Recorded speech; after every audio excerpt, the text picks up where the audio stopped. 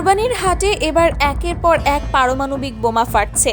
বর্তমান প্রধানমন্ত্রী তারেক রহমানের 1 কোটি টাকার গরু এবং জামায়াত আমিরের 5 কোটি টাকার দানব গরুর খবরের রেশ কাটতে না কাটতেই এবার পশুর হাটে এমন একজনের নাম যুক্ত হলো, যা শুনে খোদ রাজনৈতিক বিশ্লেষকদেরও চোখ কপালে ওঠার জোগাড়। রাজনীতিতে এক অবিশ্বাস্য চমক দেখিয়ে এবার কোরবানির হাট থেকে পুরো 3 কোটি টাকা দিয়ে এক বিশাল দানবীয় গরু কিনেছেন জুলাই গণ অভ্যুত্থানের অন্যতম নায়ক, বৈষম্য বিরোধী ছাত্র আন্দোলনের লড়াকু মুখ এবং বর্তমান সংসদ সদস্য হাসনাত আব্দুল্লাহ। হ্যাঁ দর্শক, আপনি একদম ঠিক শুনেছেন।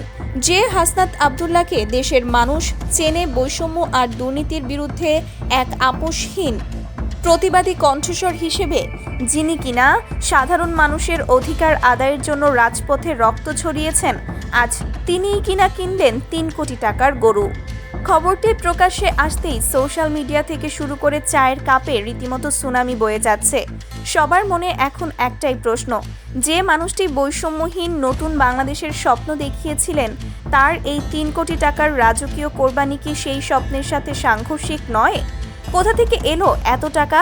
একজন তরুণ জনপ্রতিনিধি হয়ে তিনি কিভাবে এত দামি গরু কিনলেন?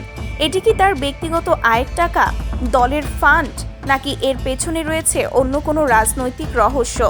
আজ আমরা উন্মোচন করব 3 কোটি টাকার এই দানবীয় গরুর আদি অন্ত এবং হাসনাত আব্দুল্লাহর এই রাজকীয় ক্রয়ের পেছনের সব চাঞ্চল্যকর তথ্য।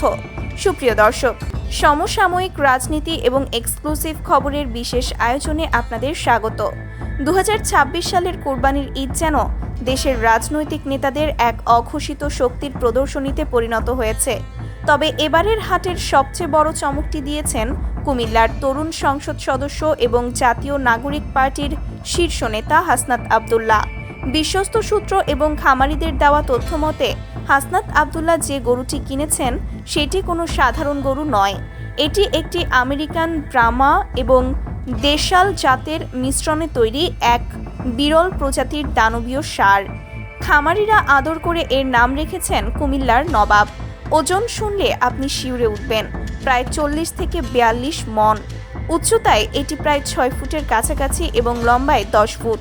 কুচকুচে কালো রঙের এই ষাঁড়টির বিশাল শিং আর পাহাড়ের মতো চওড়া পিঠ দেখলে যে কারো মনে হবে এটি যেন রূপকথার কোনো প্রাণী।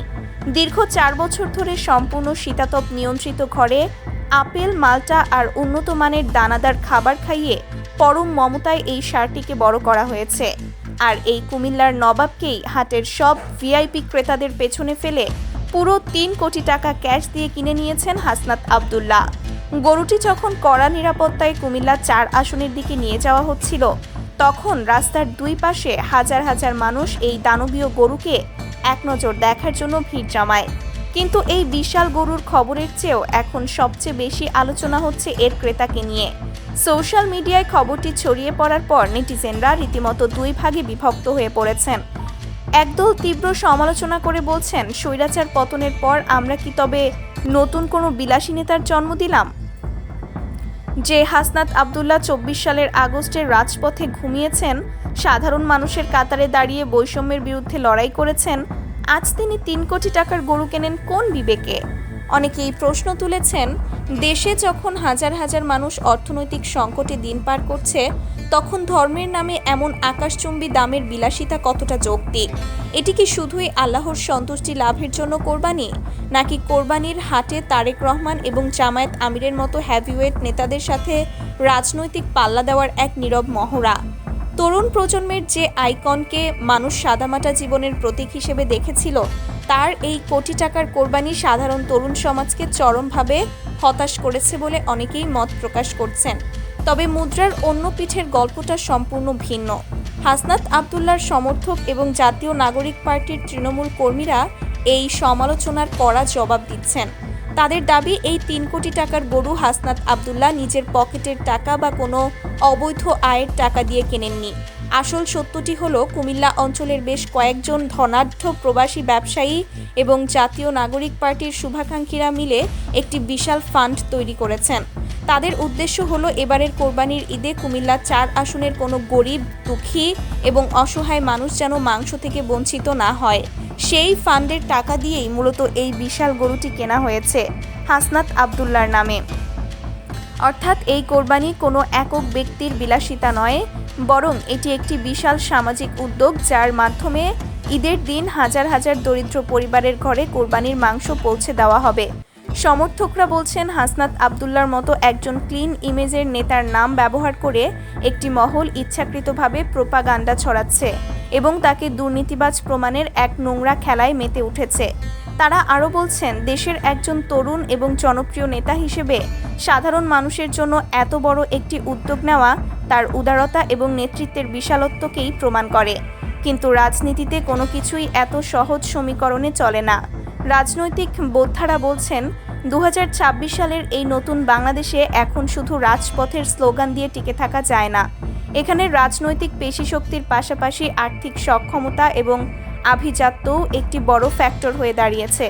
তারেক রহমান, ডক্টর শফিকুর রহমান এবং এবার হাসনাত আব্দুল্লাহ শীর্ষ নেতাদের এই কোটি টাকার কোরবানির যুদ্ধ প্রমাণ করে যে দেশের রাজনীতিতে ক্ষমতার লড়াই এখন পশুর হাট পর্যন্ত গড়িয়েছে।